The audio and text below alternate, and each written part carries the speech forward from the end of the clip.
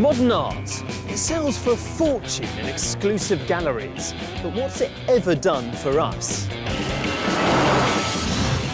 Has it influenced the clothes that we wear, or the buildings that we live in, the cars that we drive, the books we read to our children, even the way that we think? I'm Alistair Sook, and I earn a living writing about art. And in this series, I'm going to explore the life and work of 4 titans of the 20th century: Henri Matisse, Pablo Picasso, Salvador Dali, and Andy Warhol. They all changed their world, but have they changed ours? This week, Andy Warhol.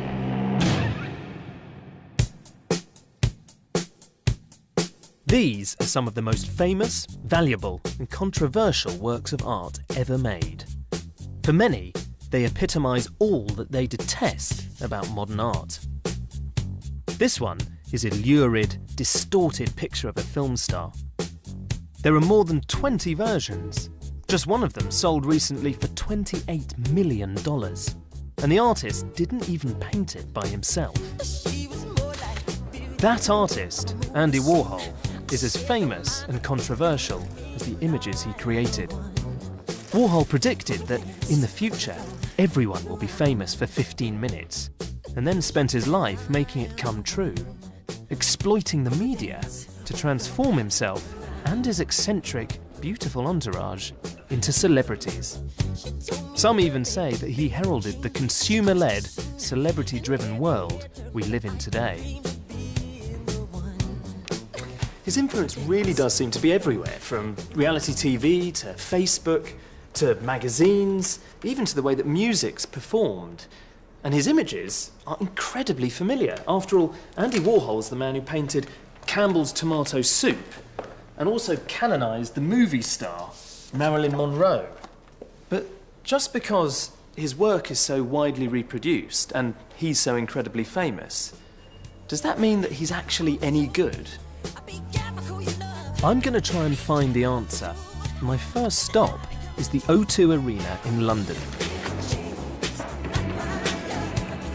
Good or bad, Warhol's art is worth a fortune today. This box arrived at the O2 carrying one of his works about to go on show before being auctioned. It's a portrait of Michael Jackson, made by Warhol in 1984. It bears all the hallmarks of a classic Warhol. It's a print with brushstrokes of paint layered on top, based not on Jackson himself, but on a photo of him. Warhol simplifies everything. Detail is replaced by strong, garish colours. It's almost cartoon-like. And it both reduces Jackson's face to a mask, but also fixes it forever in a burst of colour. The work can still pull in the crowds. So what is it about Andy Warhol and his art that continues to fascinate so many?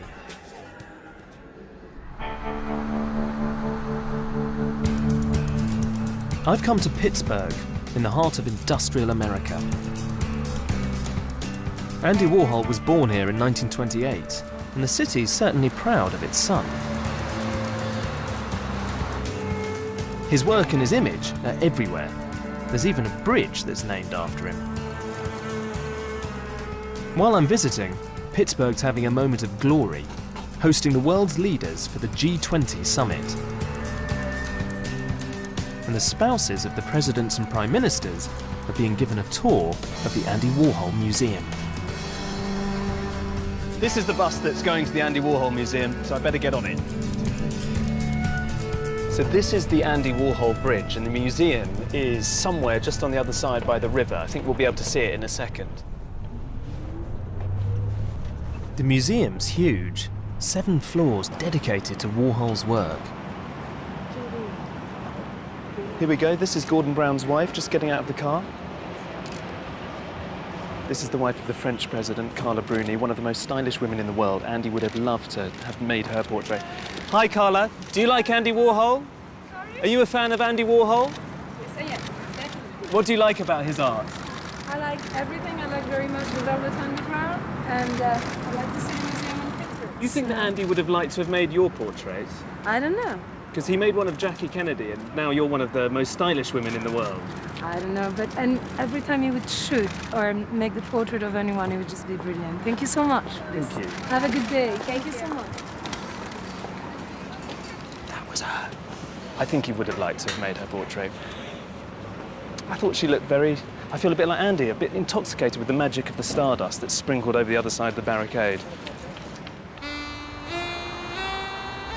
Today, Andy Warhol's associated with glamour, celebrity and decadence, but his childhood was very different.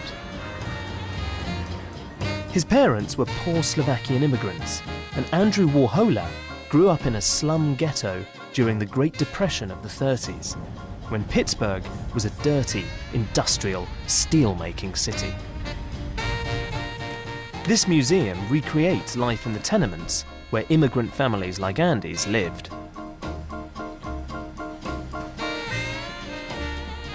Food was often scarce, and Andy's mum would sometimes make soup out of water and ketchup.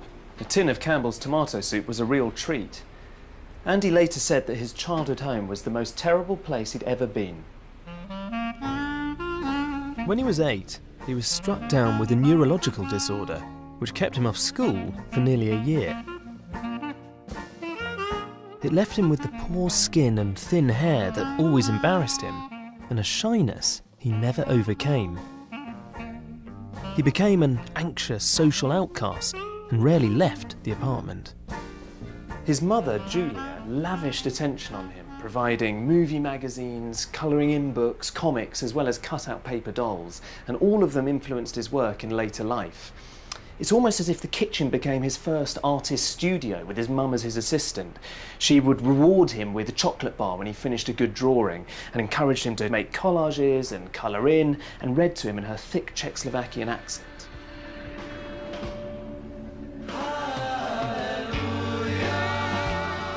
Along with his glamorous movie magazines, Andy's only other escape from his drab and dreary life in the tenement were his regular visits to church.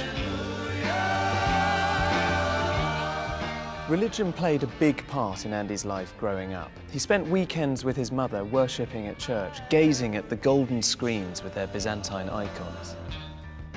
During those Grey Depression years, these formed the rich imagery of his childhood. It seems to me that Andy's two childhood passions, Catholic religion and the movie stars in his magazines, later fused together in his art, where celebrities became the icons and the objects of worship.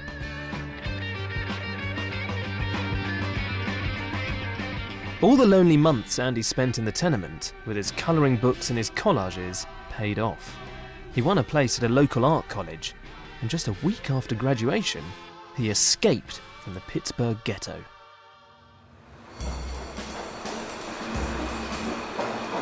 Andy moved to New York in 1949, aged 21, with only a small suitcase and some samples of his work.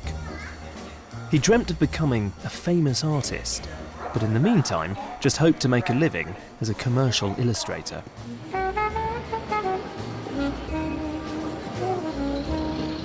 He'd arrived in one of the most exciting cities on earth, at the threshold of the fabulous 50s.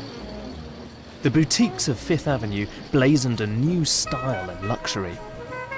Andy was desperate to join this glamorous world. It was tantalisingly close, but still out of reach.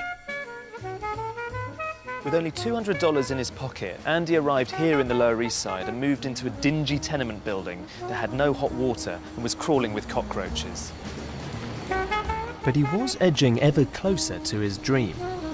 The New York he dreamt of was just uptown, and soon enough, Andy made his way to meet the sophisticated art directors of the city's fashion magazines, carrying a portfolio of his drawings in a tatty brown paper bag. Andy's persistence began to pay off when Glamour magazine asked him to illustrate a feature aptly called "Success is a Job in New York." They liked his whimsical drawings with their quirky, charming figures. But further success didn't come immediately for Andy, who spent much of his time hanging out in a pretty coffee shop called Serendipity.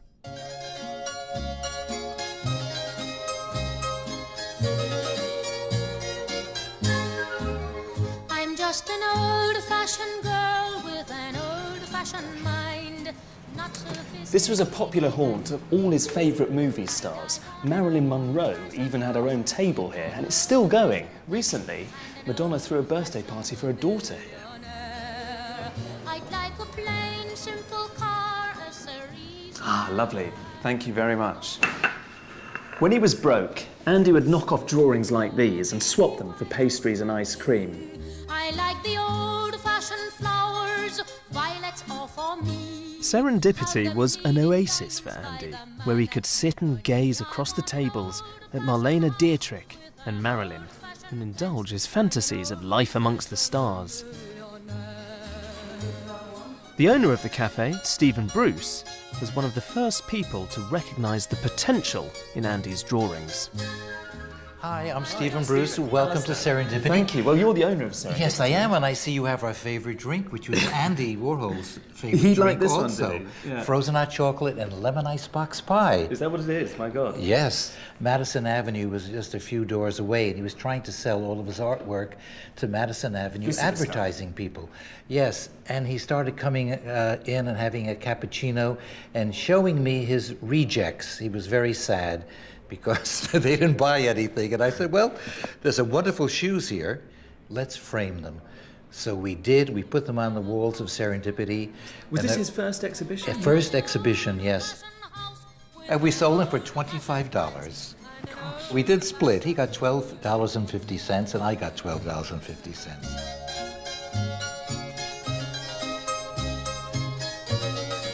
Back in the 50s, when Andy was coming here, I mean, what was he like? In those days, he dressed in quite a kind of... He was called Raggedy Andy, I think. Yes, he was very preppy. He just came from school, and he had his own hair then, and he had very weak eyes, so he had very dark glasses on, and sometimes he would put cardboard punctured with hat pins so he could see out of it, so the light would just filter through. He was too sensitive to light. Very sensitive to light. Maybe that explains why he always wore sunglasses throughout his life. Exactly. And I think also that's why he liked, you know, a wonderful color. Andy's eye for colour landed him work with a company supplying leather to designers, run by Teddy and Arthur Edelman. Hi, I'm Alistair. Oh, my goodness. Hi, how are you? You must be Teddy. I'm so happy Hello. to see you. Yeah, Welcome. And Arthur, thank you very much indeed. I'm happy we have a chance to show you our This is your showroom. wonderful world of leather. Yeah. They'd use him during the 50s, not just as an illustrator, but also as a consultant coming up with marketing ideas. How easy was he to work with? If you said to him, here's my idea, I need something quickly, was he accommodating? 100%. Quick, And- sensational, always on the button. And on time and no ego. Amazing. No ego at all? No, he would come in with this terrible looking portfolio, his black portfolio was all a mess. And he would open it up and he would have maybe 5 suggestions. Usually we loved at least 1 or 2, but if we didn't, it was no problem. He'd say, that's okay. That was a big sentence. And he would bring it back, come back the next day with obviously the perfect answer because he was so smart. He was so intelligent. He designed everything from a silver-clad exhibition stand where he draped the company's leather products over motorbikes to the logo that they still use to this day. How would you describe his talent as a commercial artist? What was his secret? He always had magic, and he always had an inner kind of charm. It was never fake. When you looked at it, you got like this inside smile, which made you feel wonderful. And I think that was part of his magic. He didn't talk this way, but this was the way he drew. Andy's quiet demeanour masked an insatiable ambition, which along with his talent as a commercial illustrator, soon got him noticed. His delicate, playful drawings had the modern look that Manhattan's art directors wanted, and the commissions soon started rolling in. Andy's signature style was the blotted line, a technique he'd developed at college. I'm going to have a go at it myself. You're going to see a beautiful shoe appear in front of your very eyes. Look at this. There's the high heel. There is the shoe. We'll put a little kind of Warhol butterfly on with a few dots. And that's all on the shiny paper. Now we cross our fingers, make sure the ink is transferred. And then this is the big reveal. Well, it's not bad. I'm not sure what it looks like. That could be a Warhol butterfly, I suppose. But I suppose the key point is that you see here is the blotted line. The ink on the shiny paper is transferred to the absorbent paper, and you get this very beautiful, blurry, jagged effect of the line, which has a printed feel, even though it's something incredibly simple. It's funny how popular that retro 50s feel still is today. I mean, you see it everywhere, on cards, on wrapping paper, or even on kids' books, like this one, which is Madonna's The English Roses. What's incredible when you flick through and look at these illustrations is how similar they are to Andy's commercial work. You see exactly the same sort of uneven, broken, that handmade quality. The line feels very playful and witty, and you've got the same candy floss colours. I never really realised the debt that books like these owe to Warhol when he was excelling as a commercial designer back in the 50s. Well, just compare this drawing by Warhol of a cake. Look how similar they feel, with the same colours, the same quality to that line, which feels very handmade, hand-printed.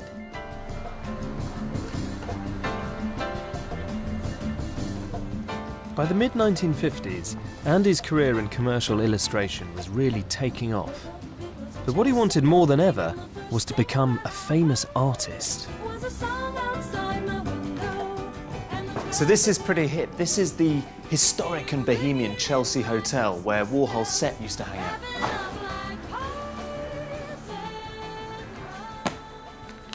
Andy's first illustration after leaving Pittsburgh for this article, Success is a Job in New York, now seems incredibly apt, because within a couple of years he'd become one of the city's hottest commercial artists. His work had appeared in Glamour, Vogue, Harper's Bazaar. He did record sleeves and book jackets and dressed windows for department stores. By the time he was 27, he was already making more than $100,000 a year, which was big money in the 50s. But he still dreamt of being a real artist.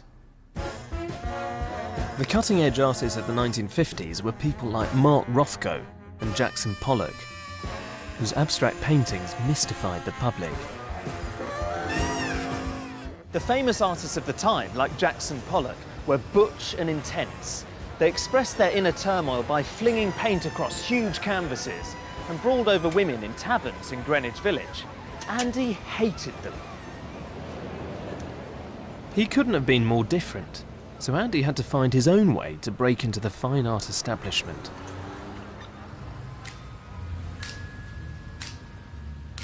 For his work to be taken seriously as art rather than just illustration, it had to be about something. It had to comment on the world around him and make people look at it differently. And the world that Andy saw was boom-time America. This poor kid who'd grown up during the Great Depression was obsessed by the 50s consumer revolution. The glossy commercials for shiny cars, the new supermarkets crammed with undreamt-of varieties of food. He loved this mass-produced world of plenty. And with his commercial background, Andy thought he could create art that reflected it. Andy loved Coca-Cola. He once said, "You know that the president drinks Coke, you know that Liz Taylor drinks Coke, and just think, you can drink Coke too, and no amount of money can buy you a better one." To him, this was such a beautiful and quite democratic idea that he thought, why shouldn't a bottle of Coke be a work of art? Now, this is a reproduction, but this is what he created first. He's left traces of his own hand. You can see all of this loose, very drippy, very fluid brushstrokes, which I guess was Andy's way of saying, despite this being a Coke bottle, this is still a proper painting. But it doesn't feel quite right. And the next thing he did was so crucial in his development as an artist because he created this. And look, you can tell at once that suddenly here's a much stronger, bolder style that's all his own. It might not seem like much, but deciding to depict a commercial object on the canvas and deciding to present it in this very clean and graphic, very mechanical mode, well, it was a huge deal in the art world at the time. And this turned Andy into the champion of a new movement called pop art. Artists have always painted things from their everyday lives, like hay carts, vases of flowers, bowls of fruit. What pop art said was that stuff from the commercial world and popular culture could also be art. And that's how 32 cans of soup made it onto the walls of America's most important modern art museum. And these paintings are among the most famous modern art pictures in the world. With these soup cans, Andy finally managed to break into the fine art world with a landmark solo exhibition in 1962.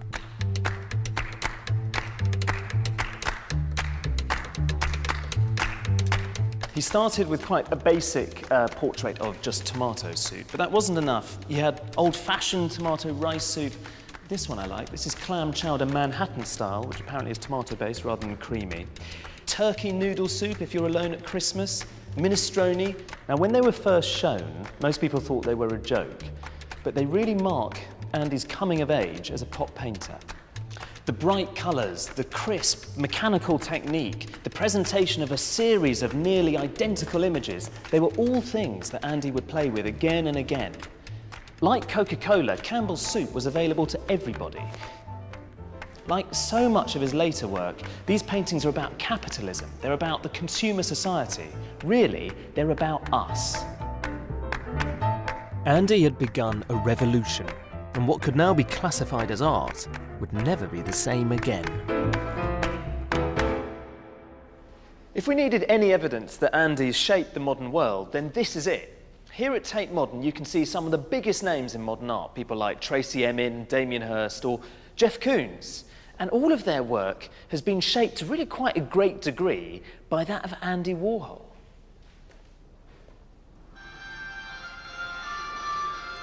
Like it or not, we've Andy Warhol to thank for today's artists, who are obsessed with consumer culture and everyday objects.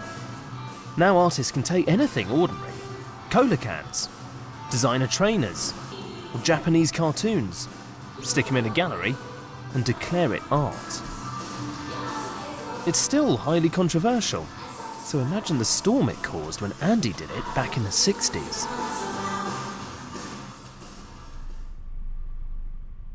Through his art, Andy Warhol was exploring the power of branding and marketing. He now realised that to achieve his dreams of celebrity, he also had to rebrand and market himself. After he'd taken the art world by storm, Andy decided that he wanted to become a star on a much bigger stage. He used to put on what he called his Andy suit, which was an act he'd perform in public for the rest of his life. I'm gonna need to. Stylist Brick Smith-Start understands how clothes can transform a person's public image, and she's going to show me how Andy did it. Bricks, hello, I'm Alistair. Hi. How's it going? Good to meet you. Now look, I really want to find out from you what Andy meant when he talked about his Andy suits. Right. Andy Warhol needed to create a persona that people would remember, a persona that would help him promote his art and his celebrity. Had to use himself almost as a work of art. And this is how he did it. He did it with fashion. Andy Warhol was the master of the makeover.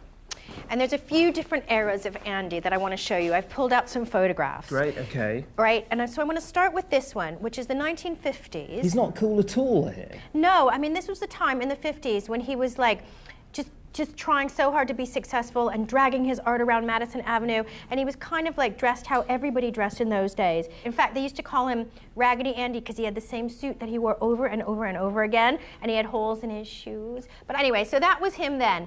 But almost overnight, he totally reinvented himself into this iconic, super cool, the factory days Andy. And he, he had loads of different wigs that he customized himself. So like different wigs for different moods, kind of like Cher. It's amazing that he could get away with this, because it's so obviously a wig. I know, but that is what cemented his image into people's mentalities. Do you know what I mean? It was like a brand. It was like a brand. He created himself as a brand. In fact, it's been said that Andy Warhol's greatest piece of art is Andy Warhol.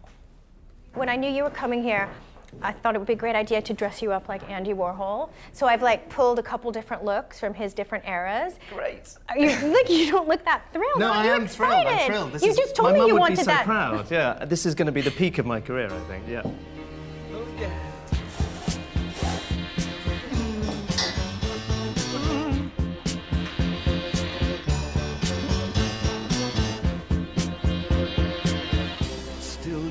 Thank you. All right, let's have a look at you. Briggs, I'm only really halfway there. That's brilliant. You look. Do you think? Let's put on the wig. Of course. Bend your head Why down. wouldn't we? Okay. Andy would never be seen without these. Yay! What do you think? I think it's great. You have to come and have a look. Come on. How do you feel? Tell me how you feel. I love it. I'm not sure that. I mean, what's quite good about it is a bit like a costume, isn't it? Yeah. I mean, clearly in my case. It's an but Andy suit. It's an Andy suit, and I suddenly understand that he would kind of put this gear on, and it allowed him to play a role, right? Yes. Gee, Briggs, golly, and you'd often kind of go. Yes! You've got it. You've so got it. Turn and face the strange changes. Don't wanna be The new, rebranded Andy Warhol was now ready to face the world, and his next artistic venture would bring him all the attention he craved. something is happening and it's starting. So after soup cans and Coke bottles, what did Andy do next to really shake up the art world? It's changing everything. Do you know why He put on a show that looked, well, it looked pretty much like this. Andy transformed a really ritzy, upscale New York gallery basically into a supermarket and filled it with Brillo boxes, cartons of apple juice and packets of cornflakes. It was about as far from traditional painting on a wall as art could get. For the show, he printed plywood replicas of the original cardboard boxes. Some thought it a brilliantly ironic comment on art and modern consumer culture. Many others thought it was ridiculous and quite possibly a fraud. The strange interviews Andy gave didn't really clarify the situation. The Canadian government spokesman said that your art could not be described as original sculpture. Would you agree with that? Yes. Why do you agree? Well, because it's not original. You have just then copied a common item. Yes. Well, why have you bothered to do that? Why not create something new? Because it's easier to do. It was the start of the Andy persona. Not just the wig and the glasses, but his weird, deadpan manner. It was a strange way to make yourself famous, but it actually worked. The more mysterious and enigmatic that Andy was, the more people were drawn to him. Well, isn't this sort of a joke, then, that you're playing on the public? No. It gives me something to do.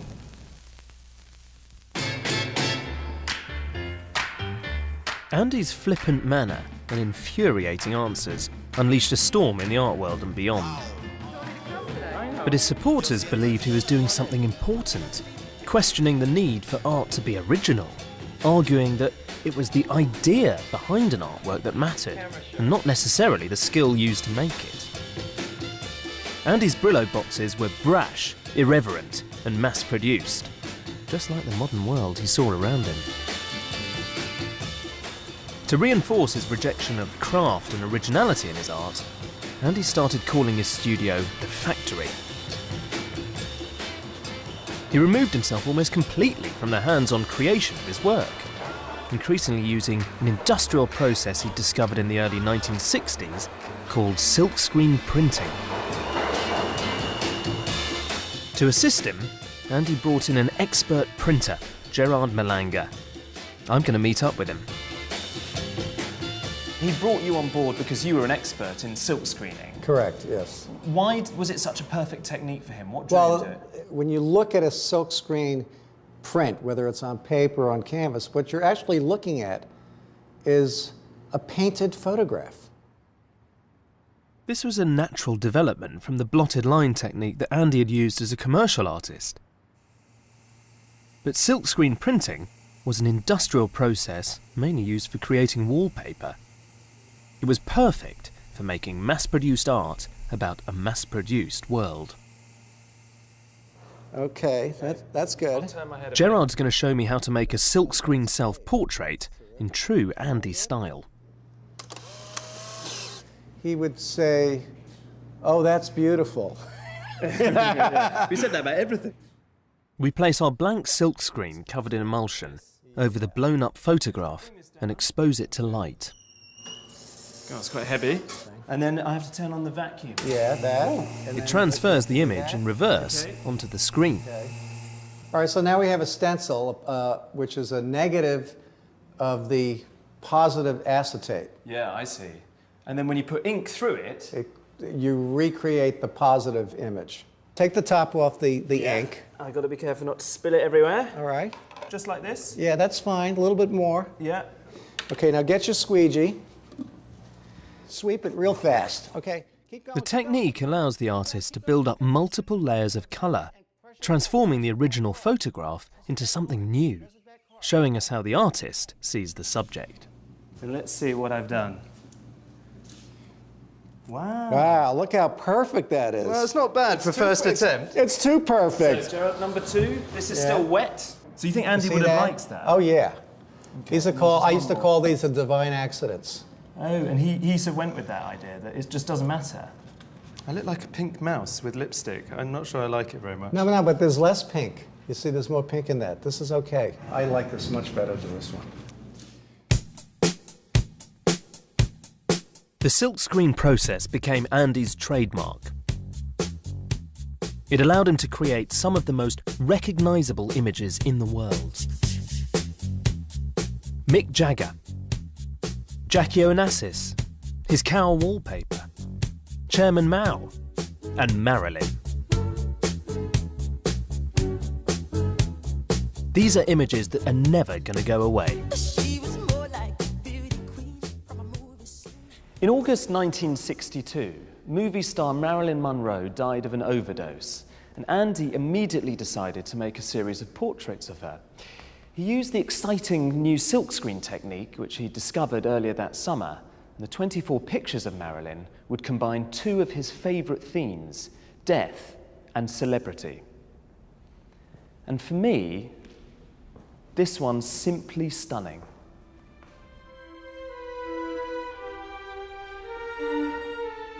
At first glance, Marilyn looks incredibly beautiful, even precious, like one of the gold-leafed religious icons that Andy saw in church as a boy.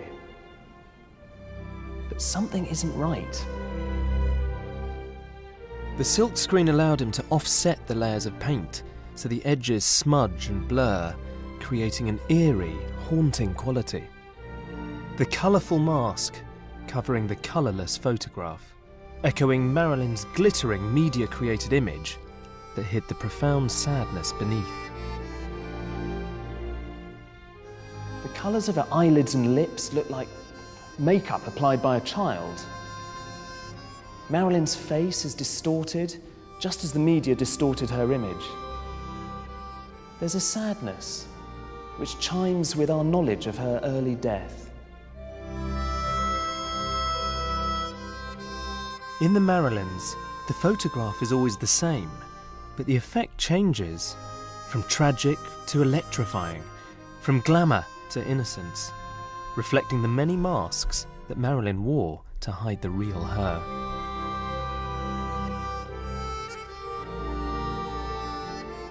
As well as celebrity, the Marilyns are also about death, which you can see in this other, haunting version. It fades from colour to black and white, almost as if she's washed away. It's like the transition of Marilyn Monroe from this life to the next. Death and celebrity are still constantly explored in modern art. Mark Quinn is one of Britain's most successful artists, and like many others, he's inspired by Warhol. Oh, and this is one of your statues of Kate Moss? That's right, yeah. Now, this isn't the one that you made actually from gold, but... No, this is bronze. All of your series about Kate Moss, you must have been thinking about Warhol's Marilyns when you were making them. Absolutely. Who is the kind of female divinity of the moment? And it struck me that perhaps in the 60s it was Warhol, for Warhol it was Marilyn, and now it was Kate. And is this the same thing that Warhol was driving at with those Marilyns? I mean, what I love about that image is that it crystallises these twin obsessions of Warhol, celebrity on the one hand and death on the other. And it just seems that those are two very, very meaty, weighty, quite resonant themes, which are still very attractive to artists working today. I agree. Celebrity and death are both two sides of the same coin in a way, because celebrity is about immortality. It's about aspiring to perfection, getting to a Mount Olympus, a better place. Where only populated by stars. Yeah, which is like now like OK Magazine, you know. But so it's a kind of parody. It's a parody of these classic and classical obsessions that are part of the human psyche.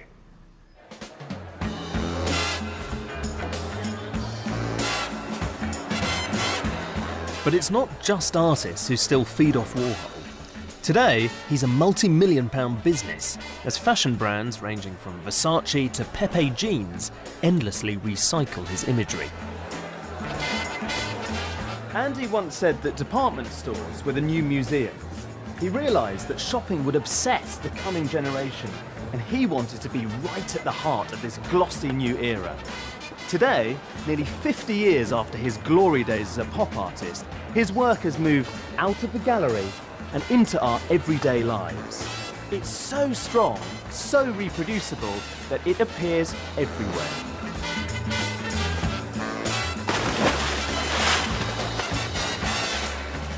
With Andy Warhol, high art became a brand. His art about modern consumer culture had become part of it. Like an in vogue fashion label, Warhol and his brand can still stamp cool onto anything. Even this pool in a boutique hotel. And the cover of Madonna's 2009 Greatest Hits album, Celebration. But what is it about Andy's images that makes them so popular today? I've come to ad agency McCann Erickson to ask Faris Jacob. What I really want to know is, why am I wearing a T-shirt printed with Andy Warhol's face nearly 50 years after he was making this kind of imagery? He was brilliant at branding. He was very consciously using some of the sort of tricks and strategies of advertising, but it feels like he was much more intuitive about it. It was much more a natural thing. I think he was really ahead of his time in looking at how, you know, endlessly replicating your own image changes how people see you and stuff. And Facebook is an obvious example. So the idea of personal branding kind of used to make me feel a bit nauseous, because it's like it seems very artificial. But now everybody is putting pictures of themselves online and expressing themselves on Twitter and Facebook and lots of different platforms. And so inevitably, whether or not you think you're creating a brand, you are creating a brand. But now, I mean, people take Warhol's image in vain all the time. Actually, within the Max installed applications, there's a way to Warholize yourself. Right. And again... What does it involve? Well, I'll grab a picture of you and I will show you. So we'll take a picture. Oh, wow. Oh, look. So we can just... We can create a Warhol image right now. Okay, you ready? Yeah. Okay, I think go. Shall I do a little... Do an Andy finger. Great.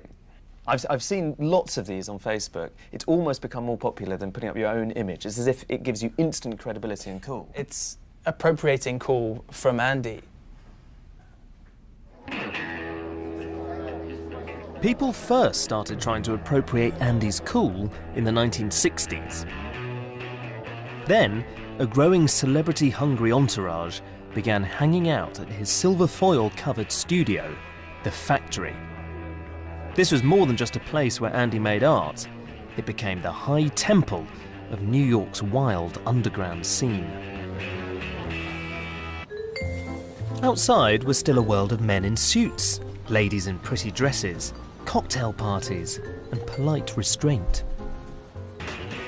While at The Factory, the swinging 60s were being created.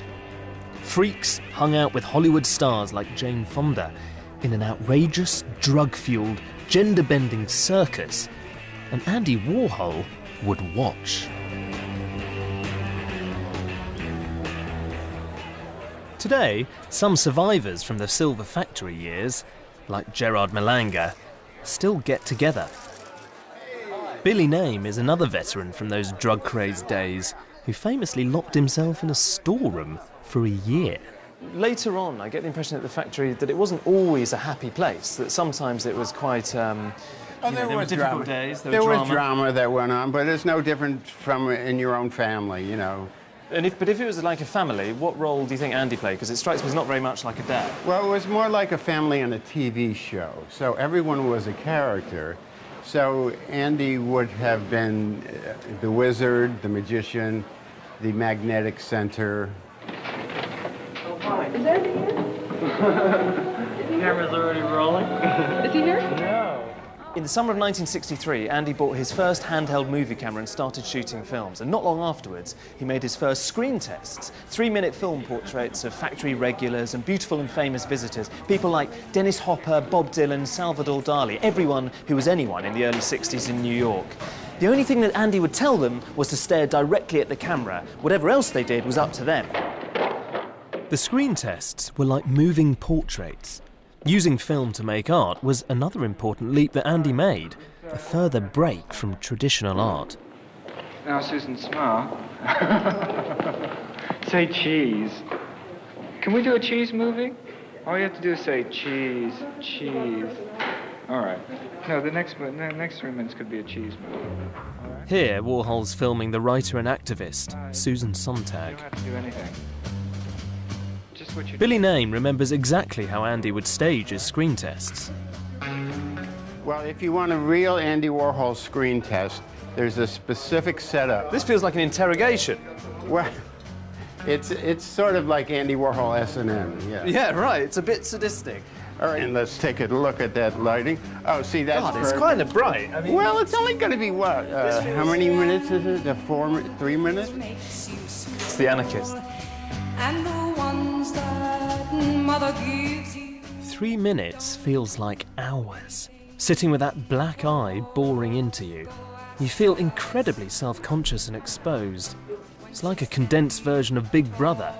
The unwavering, penetrating gaze of the camera stripping off the mask to reveal the real person underneath. The first voyeuristic reality TV. I'd like to know why so many people chose to put themselves through this for Andy. So I'm on my way to meet the interior designer, Nicky Haslam, who's a celebrity in his own right. And he knew Andy back in the 60s and often visited the Silver Factory. And I'm hoping that he's going to be able to paint a picture of what the scene at the time was all about. Hi, Al. Nicky. Oh, hello. Good to meet you. How are you? I'm very well. Come in, Thank quick. you. This place looks ridiculously lavish and grand. God. Yes, it would have been a good place to entertain Andy when he was in London. I bet he would have loved this. So you went along to the famous factory, Silver Factory? Actually, yes, I did. I went to the Silver Factory quite often. What was he like in those days? He did have that sort of aura that conferred a kind of genuine happiness onto you that made you feel famous for 15 minutes. Oh, this is so glamorous. It was like being sort of touched by the god of fame. It's just, you don't have to do anything. Do you think he was a real voyeur? I'm sure he was a voyeur, in every sense of the word. He was kind of like outside himself looking in. Andy didn't necessarily want to be the centre of things. He wanted to watch and see other people's reactions and how other people lived their life. He was oddly shockable, Andy. He was shockable? Yeah, but he loved being shocked, that's the point. As well as the screen tests, he started making other films about the most boring aspects of human life, like people sleeping. Your first major picture was called Sleep, and I believe it was 8 hours straight filming of a man asleep. Yeah, it was John Giorno. He's a sort of a telephone poet in New York now. Why did you decide to just shoot somebody sleeping for 8 hours? Well, he just said that he sleeps so soundly, and you can just put, he falls asleep, and he left his door open in New York, which is so strange, because he just left his front door open, and you could just walk right in. maybe you think it's a bit crass, but when I sort of think of people watching 24-hour coverage of the Big Brother house and seeing people asleep, I sort of think that wouldn't be there if it wasn't for Andy Warhol making Sleep in the early 60s. Well, it's probably true to say there is a very, very strong link. And Andy's sort of genius was for making the banal and the trivial interesting. All the films that he made, they've become kind of the footprint of reality TV in a sense. Was that his gift? He could draw out the superstar in all of us?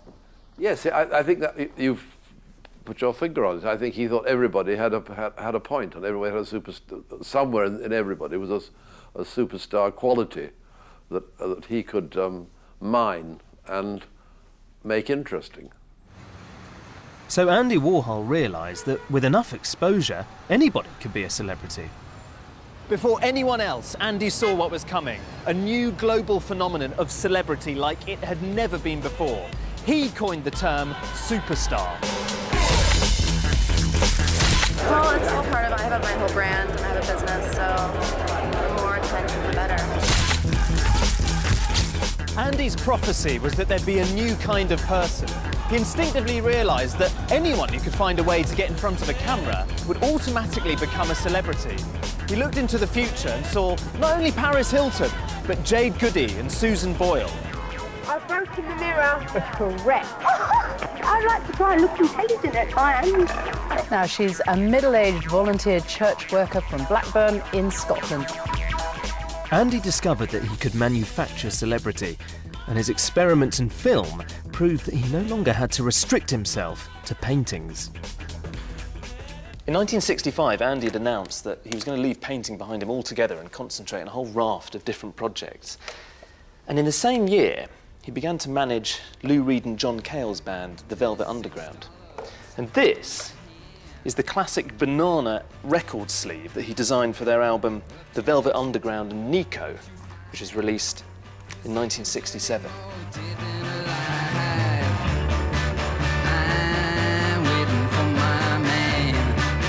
As producer for The Velvet Underground, Andy said he wanted to create the biggest discotheque in the world, combining music, film and performance. The band played with his movies projected onto walls and his beautiful entourage dancing. Encouraging them to let go and experiment with their sound, Warhol created a blueprint for a new style of multimedia music performance. Up to now, most bands had looked a bit like this. But the Velvet Underground inspired musicians like David Bowie to really let loose with wild and outlandish performances. Bowie paid tribute in his song, Andy Warhol. Andy Warhol looks a scream, have him on my wall.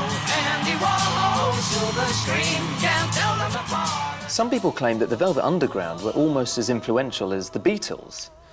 And of course, it wasn't just Bowie who was inspired by them, and he was obsessed with Warhol.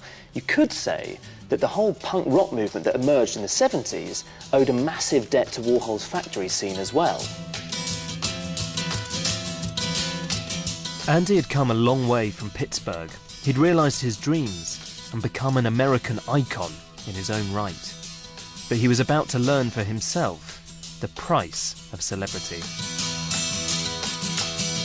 In June 1968, a mentally unstable young feminist called Valerie Solanas, who'd actually appeared in one of Andy's films and was the founder and sole member of SCUN, or the Society for Cutting Up Men, arrived at the factory with 2 guns hidden in a brown paper bag. She shot Andy, almost killing him. As he later said, he was just in the wrong place at the right time. It's ironic that throughout his career, Andy had been fascinated by violent death. He'd even created an entire series exploring the subject, known as the Death and Disaster paintings. This one, from 1963, is one of the best of the lot. It shows a gruesome tabloid photograph of a car crash repeated 14 times. The first thing that hits you is its unflinching, in-your-face power. The repeated images have this jittery quality, like film rushing through a camera. It gives a sense of speed of action unfolding, a sense of time. Look closely. you can see a corpse slumped in the passenger seat. It's horrible and completely at odds with the jaunty orange background. And I'm stepping on the devil's tail across the stripes of a full moon's head. So was Andy being heartless? I don't think so, just honest. I think he's trying to tell us something fundamental about our times. The power of this painting is in the repetition. Andy wanted to imitate what he saw happening in newspapers and on television, that unending flow of news reports covering all sorts of catastrophes, not just car crashes, but plane disasters, suicides. Andy was completely mesmerised by the footage showing President Kennedy at the moment of his death, which was repeatedly played on national television. And he was right to be. Nearly 40 years on, think of the footage of the planes going into the Twin Towers. It was replayed on our television screens again and again and again. As always, Andy refused to talk about the meaning behind these works. He'd just say, "Oh, they're about nothing," leaving it to art critics like me to argue that the car crashes and electric chairs are serious comments on our time. Actually, I think the death and disaster paintings are his best work, and they've become incredibly valuable. In 2007, Warhol's Green Car Crash sold for $72 million.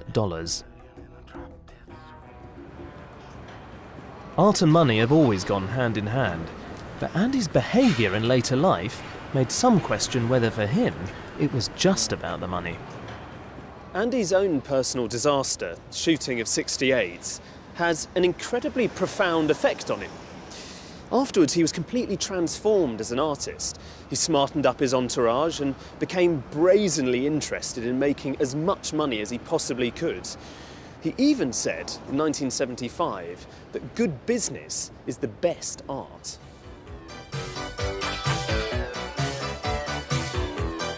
For the next 20 years, everything became business.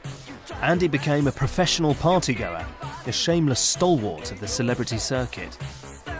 He had a TV chat show and joined a model agency, became court painter to the rich and famous, and appeared in everything from Japanese TV commercials to pop videos. And he even launched a celebrity magazine called Interview. It's still going strong today. It was the precursor to celeb gossip mags like Hello, Heat and OK. All this makes many wonder whether Warhol's art was ever a comment on celebrity and consumer culture, or just a part of it. But others, like Nick Cullinan from the Tate Gallery, believe even Andy's TV ads should be seen as art. The turning point for Warhol was the shooting, wasn't it? I mean, can you give me a bit of a sense of the scope of what he was doing later in his life in the 70s and the 80s? Well, I think throughout the 70s and the 80s, you see a widening in his practice. So he picks up making paintings again, but he does that alongside making films, but then dabbling in a whole realm of activities. What's he doing here? Is this an ad? This is his ad for TDK, the tape firm that he made for Japan. And so you see him performing his trademark Warhol persona with the fright wig and this kind of deadpan persona. Aka. Midori. What's this doing in an art gallery? Because, you know, there are ads on telly the whole time, but we don't privilege them and say, this is a work of art. Why is this one a work of art? Well, this one's special because this is an artist making an ad for telly. And the thing is that we wanted to show his paintings, his works of art that you see there, for example, alongside these activities. Kyodei. And what do you say to people who might be a bit like, oh, God, isn't this the Emperor's New Clothes? I mean, come on. I can see how a painting's a work of art or a sculpture, but TV ads, you probably got a big check for doing that. You probably got a bigger check for the painting. Well, that's true. I think the thing is that perhaps we've moved beyond the idea that artists can only make paintings or artists have to be sincere, they have to suffer. Artists can now, thanks to Warhol, inhabit a whole different realm of activities and personas, so that's what we wanted to look at. I think that's Andy Warhol's indisputable legacy. He threw open the doors, and now, in art, anything goes. He may indeed have sold out in later life and bought into the celebrity circus, and you can even question his motivations. But there's no denying the incredible impact his work has had on our modern world. One person who's never doubted Warhol's brilliance is the movie star Dennis Hopper, a lifelong friend. Hopper's a keen artist as well as an actor, and I've come to meet him at an exhibition of his paintings and photographs. Dominating the room is Hopper's painting of Andy, and alongside is a collection of intimate photographs from the factory days. Okay, so this is Andy, Gregory Markopoulos, Taylor Mead, Gerald Malangan, Jack Smith. I mean, why was he so drawn to doing this thing of, you know... The repetition. Yeah. Our media, with all the media that we have today, it is like repetition, Exactly. especially now that we have 24-hour news, man. I mean, how many times can Michael Jackson die? You know? I mean, it's just on and on and But on. Andy, if he were alive, he'd be making work about that, wouldn't Right, he? I mean, exactly. that would be his big Be thing. repetitive. Repetitive images. But, you know, we're talking about whether he's a prophet. I mean, you know, to me, that seems like he really is looking forward and foretelling what's going to happen. He understood how the media I don't culture think it's so works. much. I don't think art is so much about foretelling what's going to happen as it is recording your own time and what's happening in your time. And maybe when I say Deschamps said that the artist of the future will be a person who points his finger, he won't be a painter, and he'll say that's art, and it'll be art. Doesn't matter how it gets on the canvas or how it gets there. That the artist says it's art. Now, how do you become an artist? Yeah. Well, okay. But Andy was an artist. Yeah. And so, and to me, he did finger point our society. The soup can, the cartoon, the disasters, the electric chair, our morals. I mean, everything is like, you know, pretty much our consumer reality. It's all in Andy's work.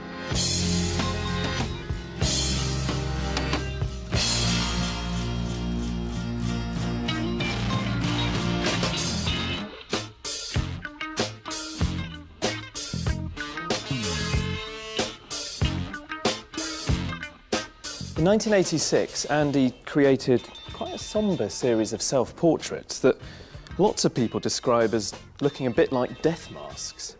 And he did die the following year, just from a routine operation. He was only 58. But you know, for me, Andy completely redefined the role of the artist. Just look at what he achieved, and you see that he genuinely changed art forever. He told us that, you know, something like a portrait can tell us as much about ourselves, about our own obsessions and desires, about our media-saturated age, as it could about the sitter. Or he took things, really banal, humble objects like a can of tomato soup or a Brillo box, the kind of stuff you pick up in a supermarket, and made it question the very nature of art. He took art out of the gallery and into the world around us, into so many different fields like music or film or publishing even. And in doing that, he freed up other artists to do exactly the same. And of course, more than any other artist, Andy Warhol was obsessed with pointing out how much we're enthralled to celebrity. He told us who we are and what we would become, and showed us that art can illuminate these things. He was pointing the finger at all of us.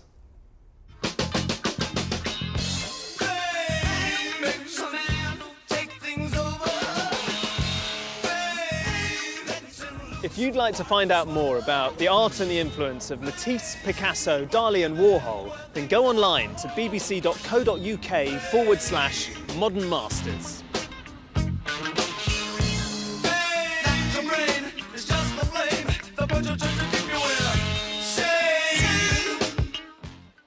Coming up next tonight, here on BBC HD, the last in our series, Maps, Power, Plunder and Possession. That's in a few moments. And then at 11, an electric prom from the incomparable Dame Shirley Bassey.